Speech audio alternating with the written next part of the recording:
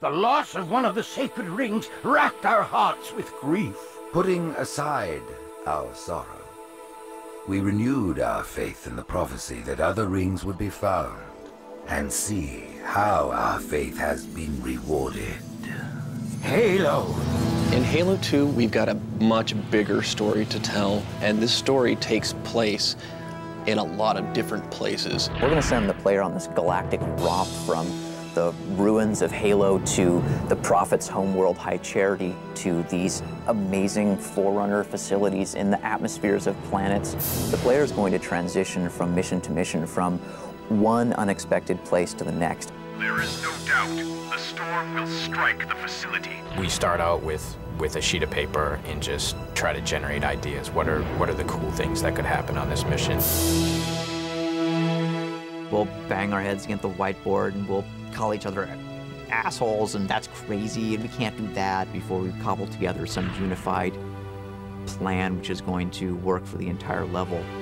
There's all this sort of high-level stuff. When you get into building it, you gotta have good encounters. You gotta have good arcing fiction on a 3 to 5 encounter basis.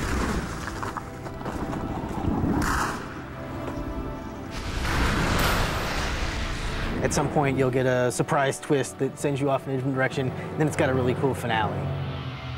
Oracle, what is Halo's purpose? It's building an encounter that always keeps people thinking. It's a pretty big challenge. Is there anything actually going on in the room before I get there? Are guys just sort of patrolling? Is there another fight going on? You know, or a flood gonna bust through? There's a lot of tricks you try and employ. We want the player to feel like they're choosing to go in a direction even when we're forcing them to. We guide the player with texture, with lighting, with AI, with sound. We obviously want to make it so that there are multiple paths through this space. Every single one of those areas had to be modeled by an artist. I mean, there's someone went in there, and for every single wall you see, every single floor, every single light, every single piece of glass, like there was an artist there. Someone had to go through and make all that. What I like most about Halo is that we don't build encounters and our AI doesn't act in a way that is very predictable.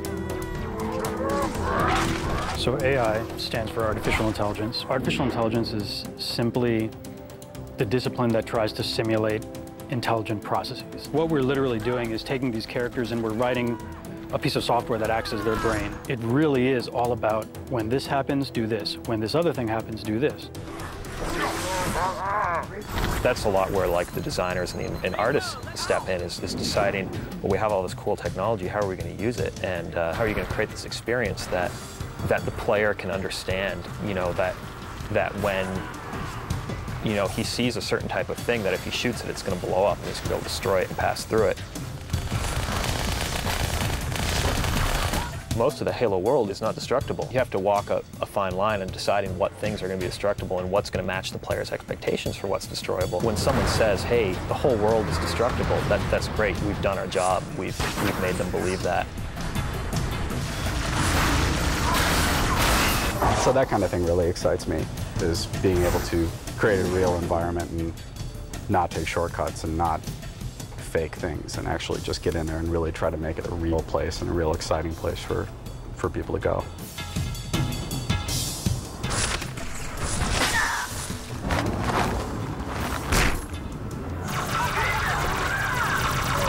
If you can set it up so that each new situation is the problem that the player has to solve, he can do that over and over and over again.